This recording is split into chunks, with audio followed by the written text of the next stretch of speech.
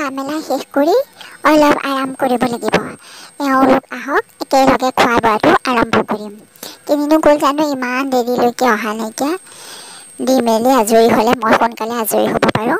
ক'ৰবাত বোলে তেওঁ যোৱা কথাও আছে, কিন্তু এতিয়ালৈকে দেখা সাক্ষাৎ নাইকিয়া। বোলো এয়া শুনিছা, খানা হ'লনে? হৈছে। আহা আহা, তোমাৰ কাৰণে ৰৈ আছিলোঁ।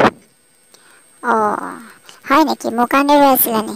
দিয়া তেতিয়াহ'লে খাই লওঁ। আজি সেই টুনিহঁতৰ ঘৰৰ পৰা আহিমগৈ। তাতে তোতাৰাণীও আহিব, তেওঁলোকৰ লগত আলোচনা এটাও কৰা হ'ব, আৰু আনফালে টুনিৰে বেবীকেইটাৰ খবৰো লোৱা হ'ব। সেই থোৱাহে, তোমাৰনো বেবীকেইটাৰ খবৰ ল'বলৈ কোন আহিছিল? সেইবোৰ কথা নক'বাহে। কোনোবা নাহিলে নাই, আমি যাব পাৰিছোঁ, গৈ খবৰ এটা লোৱাতনো কি যায়। তাতে তোতাৰাণীৰ লগতো কিছুমান কথা পাতিব লগা আছে। আজি ভাল দেখা কৰা, খালি সোনকালে আহিবা।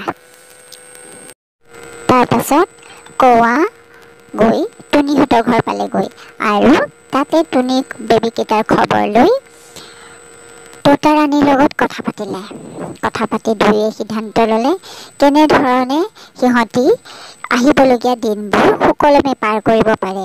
কাৰো চৰাই জাতি যাতে কাৰো বিপদ বিঘিনি নহয়, সকলোৱে যাতে সুখে সন্তোষে থাকিব পাৰে, তাৰে আলোচনা কৰিলে।